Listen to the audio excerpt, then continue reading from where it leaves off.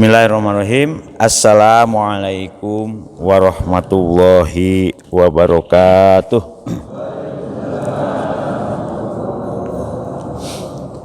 Liridho ilahi ta'ala wa hususon bibarakati suratil fatihah.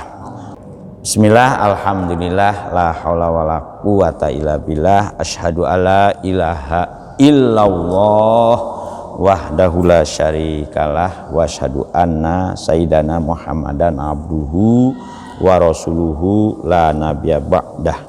Allahumma ya muqallibal qulub sabbit qulubana ala dinik. Allahumma aftah qulubana ka futuhil arifin wan nawwir qulubana bihidayatil yakin. Alhamdulillah, para ibu, para bapak, kita teruskan malih wiridan kita dalam rangka tadarus memahami sedikit demi sedikit bareng-bareng ya ayat Al-Qur'an. Nah, sekarang sudah kita masuk ke surat Ali Imran, kalau tidak salah ayat 26 ya. Ayat 26. Nah, jadi kaitannya dengan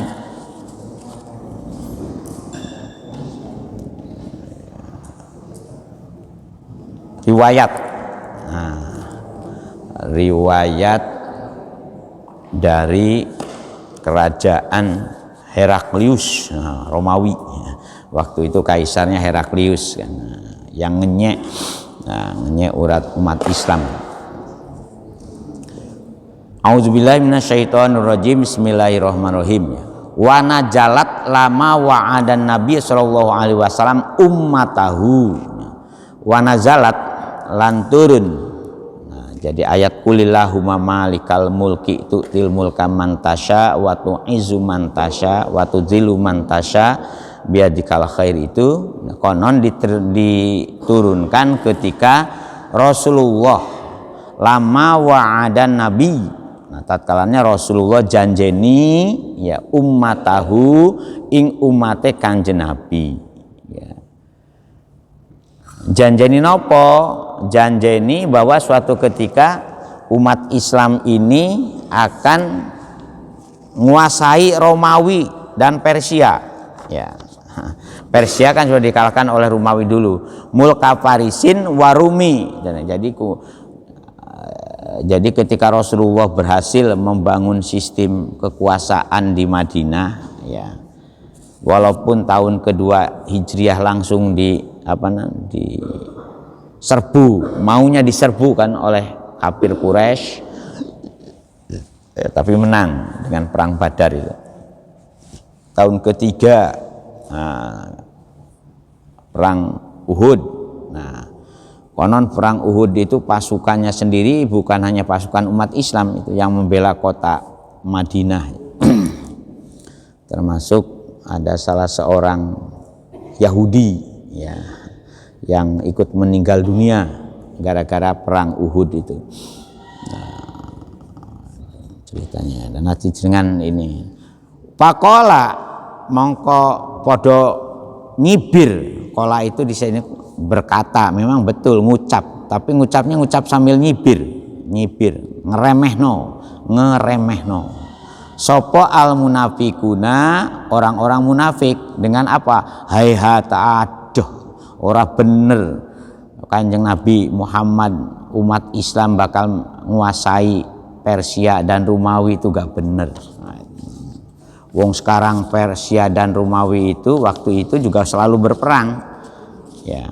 Persia dengan Romawi itu selalu berperang dan terakhir Persia kalah, yang menang Romawi ya, Romawi zaman Heraklius. Dan ternyata betul ya, itu dinyek, gak mungkin katanya Kanjeng Nabi Muhammad dengan umatnya bisa mengalahkan Romawi. Wah, tetapi ternyata ada dua perang apa dengan perang apa? Siapa yang pernah dengar? Nah, orang Islam perang dengan Romawi itu perang nopo kali perang nopo? Ada yang tahu? Bismillah. Perang Mu'tah. Ya, Alhamdulillah, bukan perang Mu'tah Pak, perang Mu'tah. Iya, satu tempat Mu'tah. Ibu bapak perang Mu'tah aja, perang Mu'tah. Yang kedua perang Tabuk pada tahun ke-6 Hijriah, umat Islam perang Mu'tah, ya, itu pada tahun ke-6 Hijriah. Yang dilawan orang Persia. Mengapa mereka dilawan? Bukan diserang ya. Karena mereka ini menguasai wilayah-wilayah yang sudah menjadi kekuasaan umat Islam, merebut kembali, bukan merebut kembali ya, merebut, terutama di wilayah Mekah. Jauh kan itu, jadi Romawi itu jauh. Itu ceritanya ngoten. Yang kedua perang Tabuk. Nah, cuman perang Tabuk itu hebat. Dua peperangan itu Rasulullah itu luar biasa umat Islam. Melawan ratusan ribu pasukan Romawi ternyata menang. Nah, akhirnya tersinggung Romawi. Mosok pemimpin baru, negara baru yang rakyatnya nggak begitu sugih, ya, kok bisa mengalahkan di perang Mu'tah. Nah, akhirnya ini Heraklius ngamuk kan, ya Raja Digdaya di zamannya ngamuk. Tapi akhirnya kalah juga ya, dan akhirnya pada zaman Umar bin Khattab itu seluruh wilayah kekuasaan Romawi semuanya masuk ke wilayah kekuasaan umat Islam. Perang terakhir perang Tabuk, perang zaman Rasul, perang Tabuk. Dan perang Tabuk sendiri itu nggak sampai terjadi perang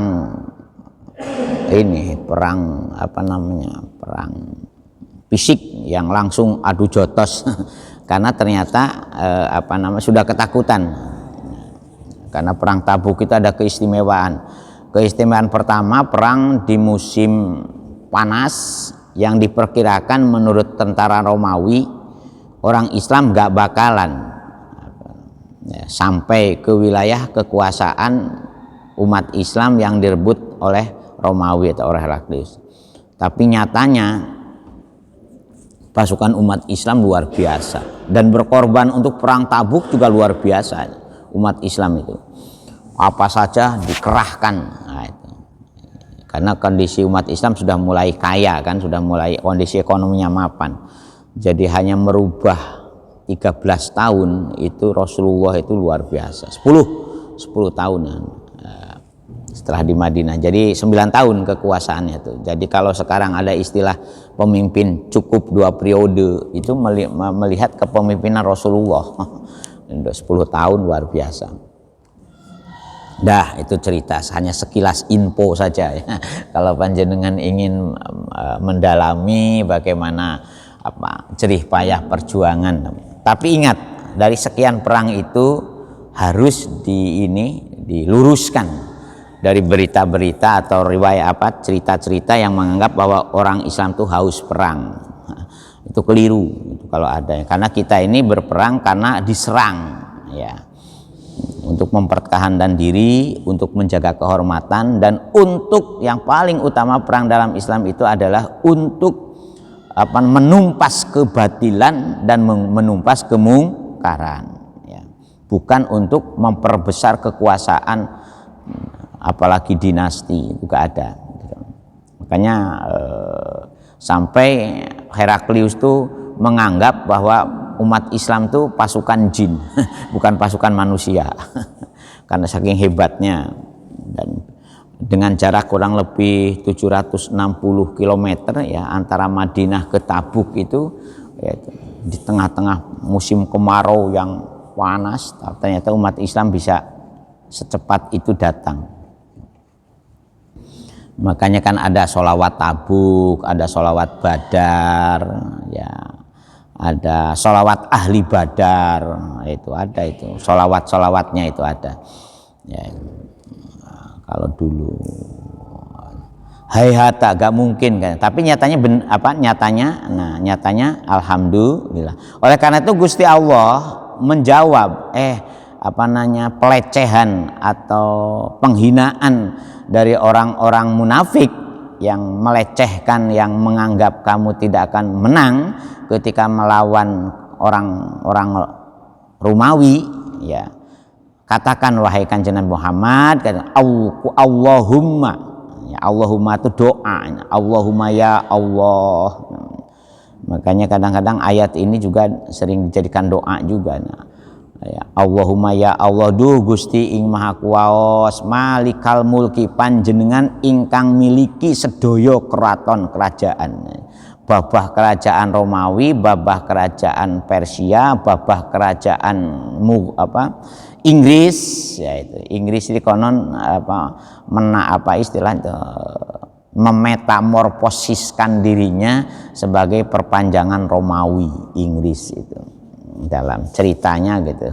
Makanya ketika nanti ada perang the Holy War, perang salib, nah itu bagaimana itunya. Jadi pernah ada juga perang salib Bu, yang antara mengapa perang salib, yaitu nanti kalau pas. Tapi perang salib itu bukan di zaman Rasul, tapi di zaman tabi'in, ya, tabi'ut tabi'in. Kul, katakan wahai Kanjeng Muhammad. Artinya ayat ini harus dipahami betul Pak, karena kita ini ternyata untuk meraih kemenangan itu ya harus ada perjuangan, ada perjuangan. Allahumma du Gusti ing maha kuwaos, malikal mulki dubah panjenengan ingkang nguasai berbagai keraton kerajaan, tukti mugio panjenengan maringi. Lah ini ayat tukti tegese mugio panjenengan maringi nopo al mulka ing kekuat keraton. Untuk jadi Kanjeng Nabi yang sudah seperti itu saja perjuangannya, kehebatan dan kekokohannya, tetap untuk mendapatkan kemenangan ketika dilecehkan, dihinakan oleh Heraklius, itu oleh Raja Romawi, Kaisar Romawi saat itu, ya tetap tidak lepas dari doa. Ya, untuk di samping memang zaman itu alhamdulillah umat Islam juga sudah punya penataan sistem pertahanan yang cukup canggih, karena pertahanannya bukan hanya fisik tapi doa, pertahanan berbasis spiritual, pertahanan berbanyak. Kemudian, mohon maaf, ini berikutnya di dalam setelah diwarisi ya ilmu perang yang berbasis doa itu, maka muncullah istilah kanoragan kadigdayan. Ilmu-ilmu kanoragan itu ya basisnya kepada banyak riwayat yang disandarkan kepada doa-doa yang dibaca ketika masa-masa perang, apakah perang Badar atau perang Tabuk atau perang Mut'ah, perang Khandaq dan sebagainya dan segalanya. Ternyata itu termasuk itu ada doa-doanya. Ya biasanya di pesantren-pesantren tertentu doa-doa seperti itu dipelajari, bahkan ditirakati. Cara mencapainya itu tidak instan Bu. Puasani barang, puasani itu kadang-kadang dibarangi melek barang, nah, itu gak melek, pitung dino pitung bengi. Itu ada. Kalau itu dulu kalau anak santri kiai-kiai dulu memang jaduk-jaduk itu karena memang dibekali juga dengan dengan kekuatan-kekuatan spiritual. Bahkan ada yang 40 hari 40 malam, 3 hari 3 malam, 7 hari itu. Bahkan yang jeduknya itu sampai wisol selama 40 hari 40 malam, dan banyak yang kuat.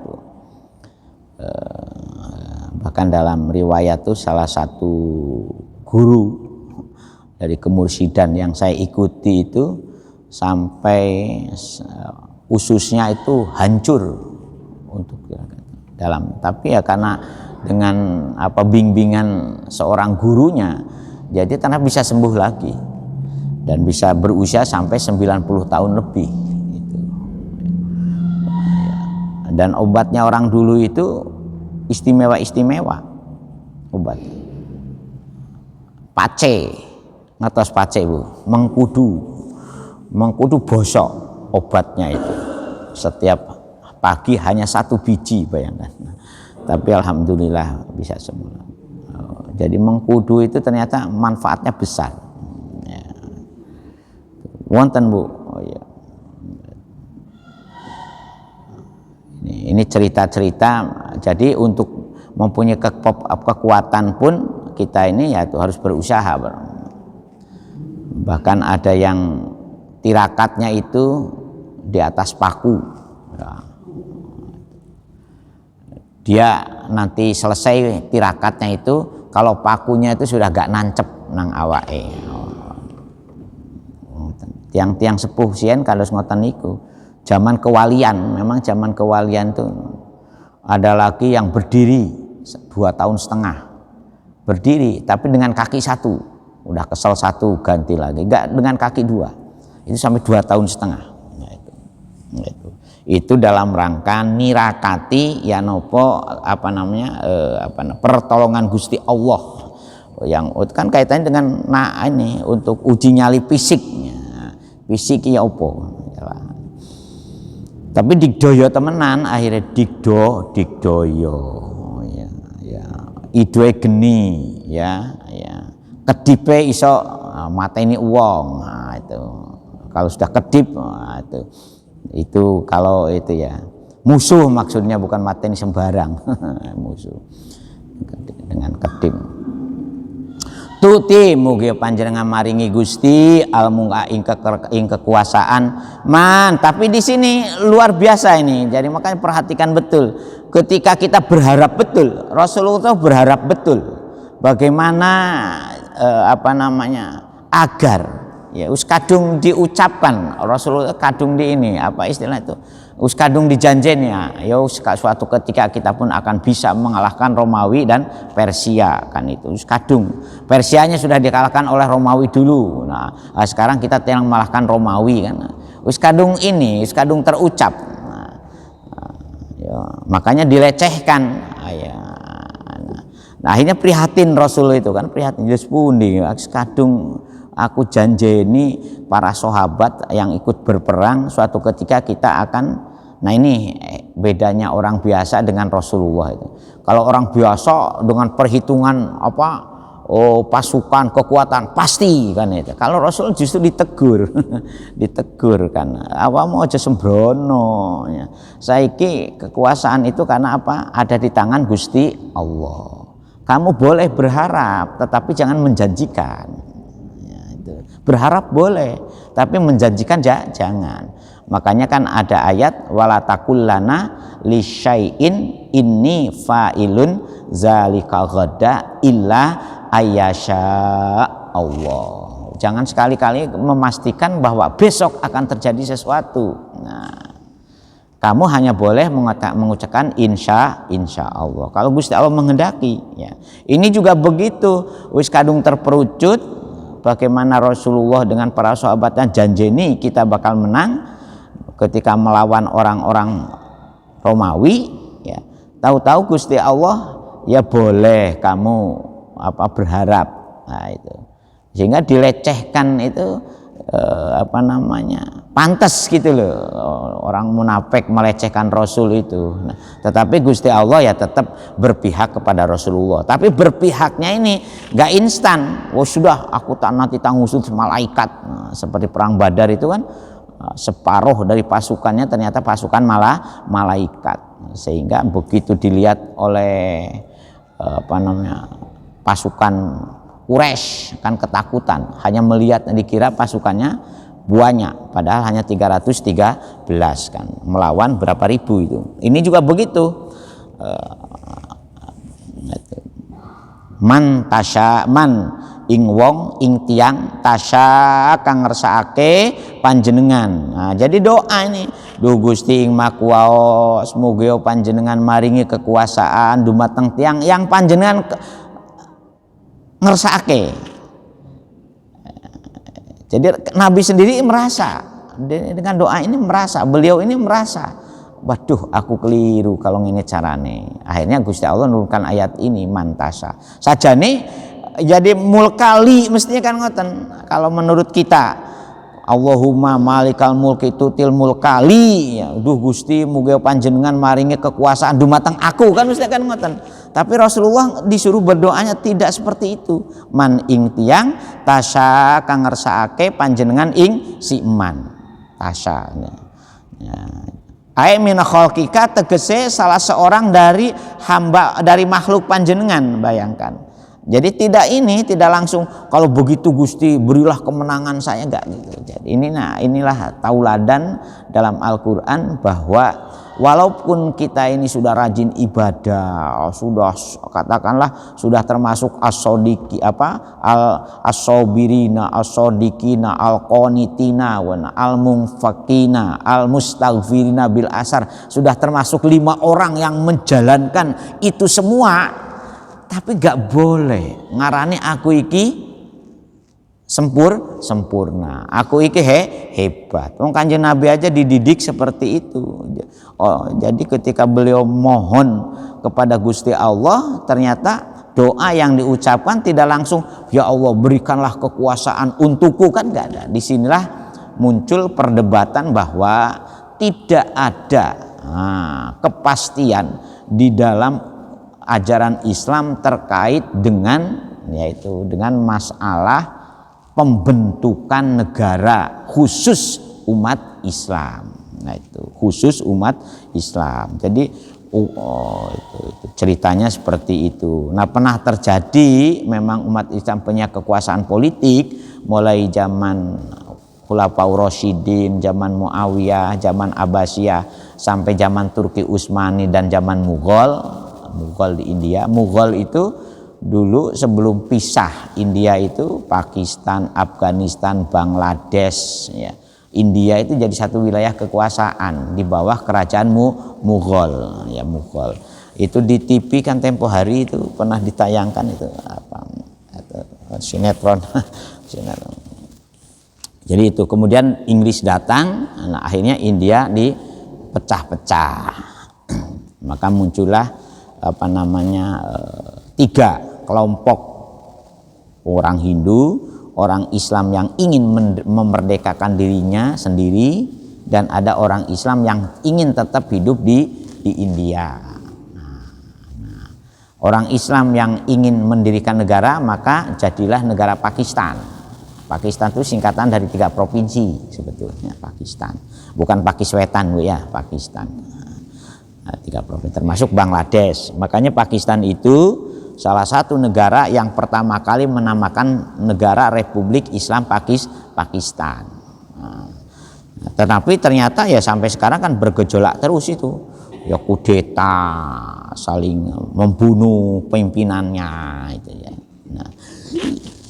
Nah ini cerita-cerita, makanya jangan terprovokasi kalau ada orang yang menghasut otak dan pikiran kita untuk merusak bagaimana umat Islam berpandangan di dalam memahami negara dan memang umat Islam wajib punya negara, itu wajib, yaitu hidup di bawah negara itu wajib, punya pemimpin itu wajib. Nah setelah ayat ini kan kaitannya dengan kepemimpinan, wajib.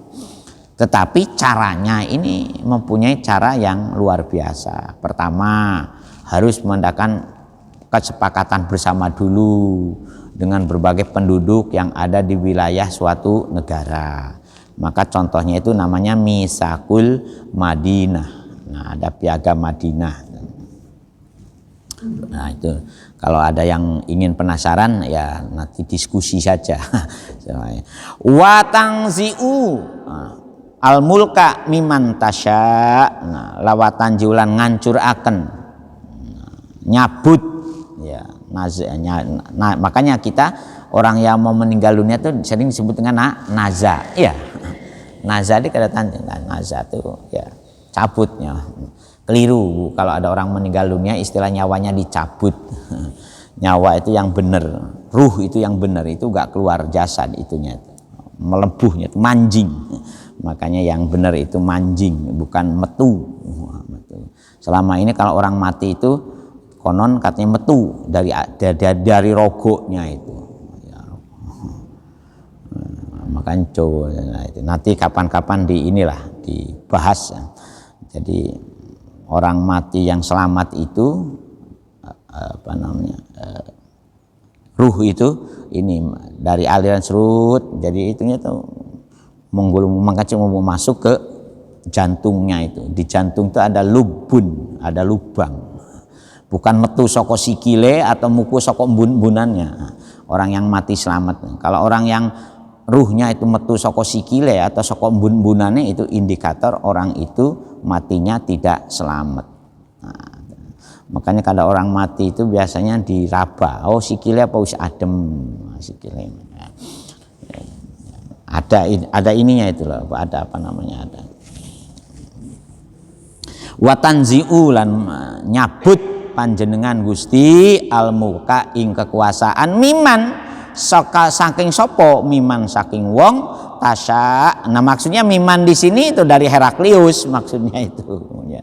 Dari Raja Rumawi. Duh panjenengan Gusti mugio panjenengan maringi kekuasaan dumateng tiang ingkang panjenengan kersakaken. Nah, itu bukan duh Gusti mugi panjenengan maringi kekuasaan untuk saya, tidak, tapi untuk man. Di sini Rasul menempatkan diri yang masih bebas, walaupun dari sisi politik beliau sudah menjadi kepala negara saat itu, saat ayat ini turun, yaitu Rasulullah itu sudah menjadi kepala negara di samping beliau sebagai nabi dan rasul, ya. Wal mulka miman saking wong tasya kang panjenengan kersakaken ay watu izzu lan panjenengan mulyoaken. Nah, man ing tiang tasya kang panjenengan kersakake, ya. Jadi memang disinilah ujian dengan orang berebut jabatan, karena jabatan ada nilai izzahnya, ada nilai izzahnya kan, jabatan, dan akhirnya setelah ada nilai ijahnya maka berimplikasi kepada pendapatan. Nah setelah jabatan pendapatan, nah ujung-ujungnya perempuan biasanya ngoten Bu. Makanya ada buku, saya punya bukunya itu, Seks, Kekuasaan dan Uang, ya, terjemahan. Nah, nanti kalau ingin mawas monggo Bu, ibu-ibu diwawas ibu-ibu. Jadi supaya ibu-ibu tidak terkecoh, tidak terbuai oleh rayuan-rayuan gombal. Nah, itu. Karena konon nun sewu ini konon ada seorang yang berperilaku seperti itu tuh banyak. Populasinya sekarang ini semakin banyak. Nauzubillah min zalik. Makanya hadis, ya, wanita yang solihah cukup satu orang saja sudah cukup untuk menjadi tiangnya negoro. Nah, kalau banyak istimewa. Watu izu ada izahnya lan mugi panjenengan mulyaaken Gusti man ing tiang tasya kang panjenengan ngersakake siti aibi itaihi tegese dengan maringi muluk, ya itu tadi. Makanya kalau jabatan, nah akhir zaman menurut guru kula, ya itu sudah diprediksi akhir zaman itu orang akan berebut dengan jabatan walaupun hanya sekelas RT saja.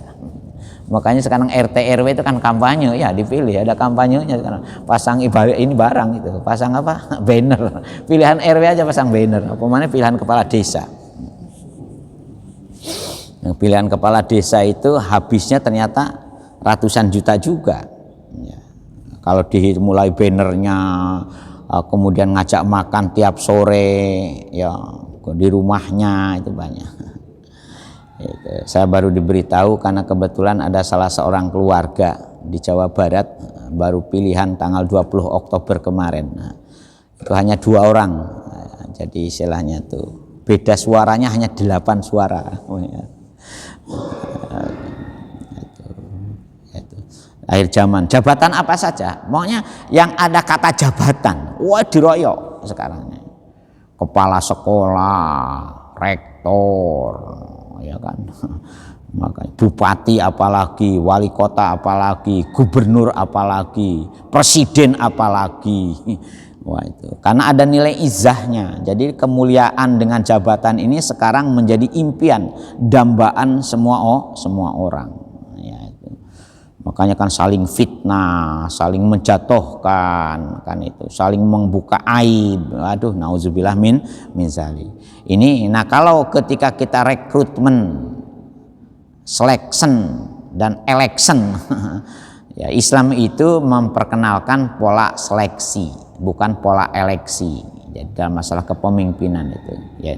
Makanya Rasul sini kan berdoa ini pola seleksi ini. Jadi kulillahumma malikal mulki tu'til mulka man tasya wa tu'izzu man tasya, itu kan wa tu'izzul mulka man tasya, itu kan pola seleksi sebetulnya, bukan pola eleksi. Kalau eleksi itu election itu lewat pilihan. Kalau seleksi lewat penjaringan. Nah, dijaring bagaimana trik rekodnya, bagaimana. Nah, nun sewu ini dalam format kepemimpinan umat Islam itu memang kita mestinya tidak mengenal eleksi, tapi yang dikenal itu adalah seleksi. Karena latas alil imaroh, kata Rasul, jangan kamu minta-minta untuk jadi pemimpin, itu nggak boleh. Jangan minta-minta. Kalau memang dipilih kemudian diserah, pilihannya bukan eleksi tapi seleksi memang, ya. Nah, kita enggak ya, sekarang itu eleksi. Karena apa? Karena mendaftar. Orang ingin jadi pemimpin harus daftar, harus pakai mahar barang, harus pakai rekomendasi barang. Harganya rekomendasi untuk untuk bupati, gubernur, wali kota itu regone ternyata larang. Nah, makanya kalau nguping cerita-cerita ngoten niku kadang insyaallah nggak terbayangkan duit puluhan miliar, duit ratusan miliar yang mestinya bisa digunakan untuk mensejahterakan orang banyak, tetapi akhirnya digunakan untuk cara-cara yaitu ini, karena ada izzahnya, ada keistimewaannya, ada kemuliaannya. Watu dillu dan nginoaken panjenengan Gusti man ing tiang ing wong ya tasya kang ngersakake panjenengan ing si iman. Watu dillu merendahkan, watan ziu itu nyabut, nyepot. Nah itu watu dillu dan menghinakan ya. Jadi makanya ini ayat ini monggo dijadikan pedoman untuk menyeleksi calon RT, calon RW, calon kepala desa. Kalau sini kan kelurahan ya, sini tuh kepala calon wali kota. Karena 24 ini kita akan menghadapi pemilu serentak. Surabaya itu milih wali kota, milih gubernur, dan juga milih presiden, sekaligus milih anggota dewan tingkat 2, tingkat kabupaten kota, dewan tingkat provinsi, dan DPR tingkat pusat. Jadi nanti 2024 tuh kita akan nyoblos. 1 nyoblos untuk wali kota, 2 nyoblos untuk gubernur, 3 nyoblos untuk presiden, 4 nyoblos untuk DPRD Kota Surabaya, 5 nyoblos untuk DPR provinsi, dan 6 nyoblos untuk DPR pusat. Bayangkan nanti ada 6 2024 itu. Makanya sekarang kompornya ini sudah mulai menyala. Nah, makanya hati-hati ya, kita jangan terjebak oleh urusan-urusan yang menyengsarakan masa depan bangsa. Sampai saya guyonan dengan beberapa anggota dewan yang dengan sampean ini sekarang sudah mulai memanasi kompor, saya katakan bisa bertahan sampai kapan negara Indonesia ini kalau para pemimpinnya saling membakar kompor. Karena jangan dianggap kita berharap ya negara ini eksis, ada sustainability-nya, tetapi mengacak kepada kekuasaan mulai zaman Nabi Adam sampai hancurnya Turki Utsmani. Negara itu easygoing, kapan ada dan kapan pergi. Oleh karena itu kita harus waspada ya, walaupun mempertahankan negara itu mempunyai nilai tugas agama ya, tetapi kalau para pemimpinnya, para pembesarnya tidak idealis lagi, maka negara akan roboh. Watu zilu mantasau biza binajaihi minhu. Dengan apa tuzilu? Gusti Allah menghinakan kembali sebuah kekuasaan, karena dengan mencabut kekuasaan itu. Jadi hancurnya sebuah kekuasaan itu kalau memang ada 3 penyebabnya. Pertama, penduduknya zolim ya. Kalau sudah penduduknya zolim, sa pemimpinnya, maka negara itu mesti bubar. Nah, saya pernah, ini ada buku baru negara bubar, The State Falls, sudah diterjemahkan ke dalam Indonesia itu. Biadika ai bi qudratika, tegasnya dengan kekuasaan panjenengan Gusti, ai bi qudratika tegasnya dengan kekuasaan panjenengan. Nah, itu biadikal al khairu, biadikal khairu, dengan kekuasaan panjenengan ingkang sae. Termasuk juga wasyarru gitu loh. Inna ka utai panjenengan Gusti iku ala kulli syai'in ing atase suwiji-wiji qadirun maha kuwasa. Ngoten nggih. Nah, ada yang mau nih, monggo, ini mumpung ada ayat yang berhubungan dengan kekuasaan negara, dengan tata kelola negara, barangkali ada mau tanya supaya kita waspada menghadapi tahun politik, ya itu. Ya, monggo kalau ada yang mau. Ya. Ngeri Bu itu kalau memang kita lihat. Bismillah. Nah, sehingga kenapa banyak para pejabat kita akhirnya kena OTT, karena balik modal. Ya apa caranya balik modal? Lain, balik modal. Nah, monggo, ada enggak? Nah.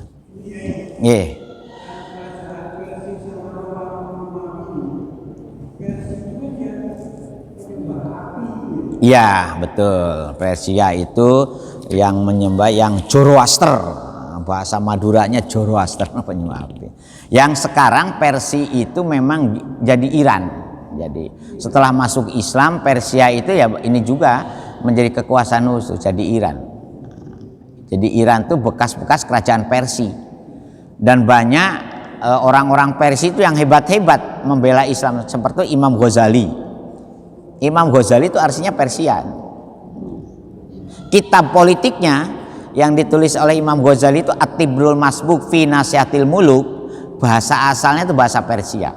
Jadi Imam Ghazali itu di samping pengarang bahasa Arab, mulai dari masalah tasawuf itu Bidayatul Hidayah, kemudian terus sampai ke Ihya Ulumuddin. Banyak kitab-kitab hati yang mengelola hati seperti Miskatul Anwar, itu sudah diterjemahkan. Al-Munqiz minal Dolal. Nah, buku-buku itu kalau usia jenengan wajib dibaca Pak. Nah, usia-usia yang di atas 50 tahun tolong baca kitab-kitab seperti Ayuhal Walad, ibu-ibu nggih. Ada buku karangan Imam Ghazali itu judulnya Ayuhal Walad. Itu sudah diterjemahkan ke dalam bahasa Wahai Anakku. Nah, itu kalau punya duit ya dibaca atau dicari di Google sekarang ini karena sudah ada PDF-nya. Kemudian Kimia Usaadah ini bahkan diterjemahkan oleh Mustafa Bisri. Sekarang sudah iklan terjemahannya sudah banyak di medsos. Kimia itu aja apa istilahnya itu, bahasa yang lebih kerennya itu sejatine kebahagiaan. Nah, itu Kimia Usaadah itu bisa diartikan sejatine kebahagiaan. Nah, itu buku-buku itu panjenengan harus waos, ya, hebat itu bagaimana kita olah hati. Di samping semuanya ini bermuara dalam suatu kitab namanya Ihya Ulumuddin. Tetapi cuplikan-cuplikan itu penting. Tahafutul Falasifah. Kemudian dia setelah Tahafutul Falasifah itu nulis Al-Munqiz minad Dolal. Nah, Al-Munqiz minad Dolal juga sudah diterjemahkan ke Indonesia, terbebas dari kesesatan. Nah, buku itu menurut saya kalau panjenengan usianya sudah di atas 50 tahun diwaos monggo. Al-Munqiz minad Dolal, terbebas dari kesesatan. Bahasa ini dan sudah terjemahkan itu karangan Imam Ghazali semua. Nah, setelah buku-buku itu kemudian panjenengan maos kitab namanya Bidayatul Hidayah. Nah, setelah Bidayatul Hidayah kan nanti kan naik lagi Minhajul Abidin. Nah, setelah kita ini tahu bagaimana modal awal untuk mendapatkan mendapatkan hidayah, nanti naik menjadi Minhajul Abidin, naik ke tangga terkait dengan bagaimana kita jadi hamba yang sebenarnya hamba. Abid itu kan hamba. Siapa bilang nggak punya istri? Jenengan yang nggak tahu. Punya anak Pak. Dikira Pak punya gadah putra Imam Ghazali. Cuma di cerita-cerita tentang Imam Ghazali sering seolah-olah hanya diceritakan seorang diri. Jadi ketika beliau mencapai puncak karir kekuasaan dunia, jadi rektor, jadi penasihat macam-macam lah di jabatan negara dia kok ini. Kemudian dia menjadi orang kaya kan. Begitu beliau sadar bahwa kekayaan ini tidak mengantarkan untuk selamat di akhirat, maka kekayaannya itu diinfakkan, disodakohkan. Kemudian dia masuk ke dalam kehidupan spiritual, ya masuk ke dalam alam tirakat bahasa Jawane itu. Nah, itu ceritanya. Gitu Pak. Nah, itu imam hebat. Nah, punya buku karangan usul fikih. Karena memang beliau pemikir Islam betul, makanya beliau itu dikenal dengan Hujatul Islam. Punya usul fikih namanya Al-Mustasfa min Ilmil Usul. Nah, itu di zamannya itu kitab usul fikih ini dianggap kitab usul fikih yang cukup lengkap. Termasuk punya fikihnya barang, punya tafsir barang. Nah, itu hebatnya Imam Ghazali. Tulisan filsafatnya banyak. Nah, yang paling istimewa itu tulisan-tulisan yang berhubungan dengan ilmu tasawufnya, itu yang paling istimewa untuk menyadarkan kita dari keterbuaian dengan jabatan, dari keterbuaian dengan kekuasaan dunia, dengan keterbuaian kepalsuan kepuasan dunia. Nah, supaya bisa mazru'atul akhirah kayak nopo ngelolanya itu. Makanya yang terkenal oleh Imam Ghazali itu dalam sisi politik istilah ulama dan umaro. Nah, itu Imam Ghazali pencetus awalnya itu. Istilah ad-dinu harisun asasun lil muluk, al muluk harisun lidin, itu Imam Ghazali. Jadi agama itu harus dijadikan pondasi tegaknya suatu negara, dan negara akan bermanfaat, akan baik manakala negara itu juga menjadi penjaga gawang agama. Jadi maka muncullah istilah ulama dan umaro, muncullah itu. Bukunya politiknya juga lumayan itunya itu. Ngoten serius Pak. Nah, ini sekilas-sekilas saja. Kalau ingin rada dawa ya monggo panjenengan waos piyambak buku-bukunya. Nah, semua tulisan Imam Al-Ghazali itu kalau panjenengan punya uang itu sudah terkumpul dengan Majmu'atur Rasailil Ghazali. Ada semua tulisan Imam Ghazali yang sudah diterbitkan sekarang ini terkumpul dengan namanya Majmu'atur Rasailil Ghazali, kumpulan dari semua tulisan yang ditulis oleh Imam yang sudah terbit, tapi banyak juga yang belum terbit. Nah, tulisan-tulisan para ulama yang belum terbit itu namanya makhtutot. Ya, bahasa Maduranya manuskrip. Nah, masih banyak para ulama itu tulisannya yang belum terbit itu. Bahkan ulama-ulama di Jawa juga banyak itu. Di Tuban itu di Senori ada yang namanya Mbah Padol, Syekh Padol. Beliau tuh punya tulisan tangan wapi-wapi karena pernah saya neliti tulisan beliau ya. Itu di lemari putranya waktu tahun 2008. Itu masih banyak yang sudah diterbitkan juga banyak. Itu contohnya, termasuk Syekh Bisri Mustafa ya, itu ayahnya dari Yai Mustafa Bisri sekarang itu. Wah, itu juga banyak tulisan tafsirnya, Al-Ibriz contohnya itu. Jadi ulama-ulama kita ini ya juga banyak yang nulis ulama. Makan cerita. Gimana Pak?